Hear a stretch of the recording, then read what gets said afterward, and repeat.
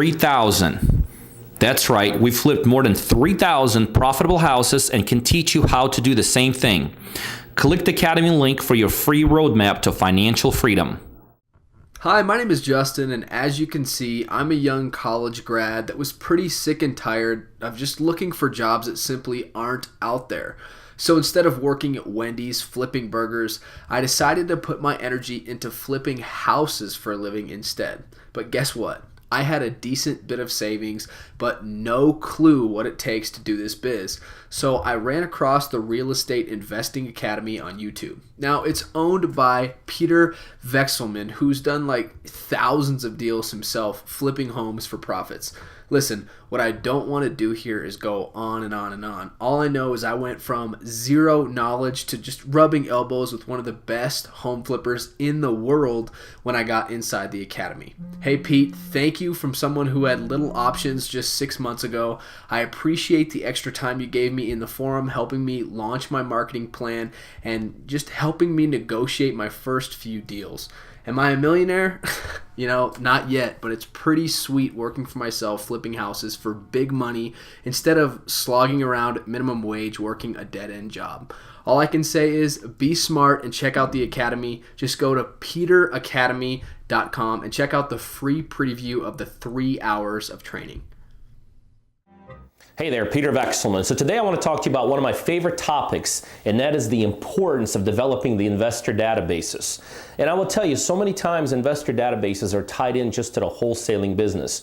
I will tell you, and I don't want to get too much into it today, investor databases are important beyond that. Whether you're buying, fixing, and selling, whether you're buying and renting, whether you're doing creative deals like lease options, all of those resources can come out of your investor databases. Your money people, your partners, your suppliers of deals can come out of it. But today I want to focus pretty much on the importance of it as it relates to the wholesaling model, and specifically as it relates to investor databases and your buyers. And I want to hit this topic that I've hit on before, but it's so important, and that is the importance of taking time and effort in developing buyers and investors outside of your local marketplace. See, so many investors in this business that are wholesaling deals tend to gravitate to local investors because, let's face it, they're easier to find. I mean, you can go to RIA clubs, you can go to networking associations. It's easier to find them online, these local investors. But my contention is very simple.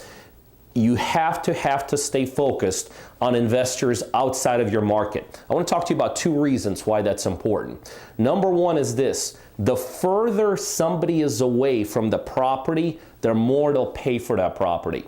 So let's say you're wholesaling a deal on Main Street and you got a local investor. See, that local investor, any way you look at it, that local investor has certain connotations, that local investors has certain preconceived notions they have about that property.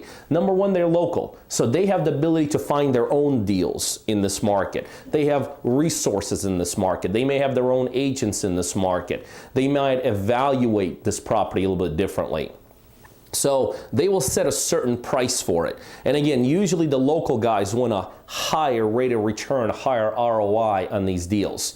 Now let's go across the world. Let's say you got an investor looking at the same deal from China. See, that Chinese investor, their perspective of that deal is totally different than that local guy's. See, that Chinese guy is looking at that deal not just from an ROI perspective. Sometimes he's looking at that deal from strictly another perspective other than, I got to get my own money out of China because I know here I can't get any kind of a return on my investment.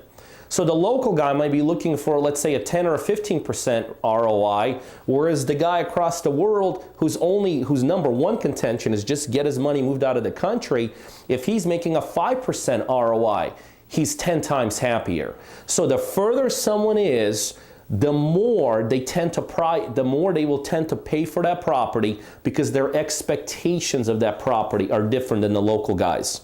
The second reason why you got to stay outside of your market in terms of identifying investors is those investors tend to buy more than just one deal.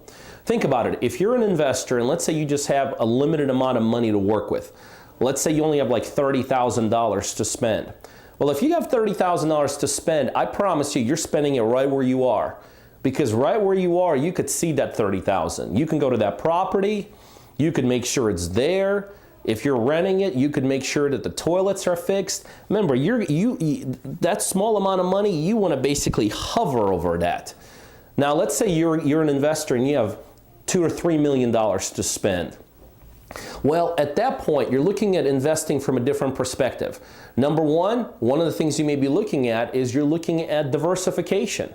So those investors are not going to just put all their money in one basket, like one geographical area.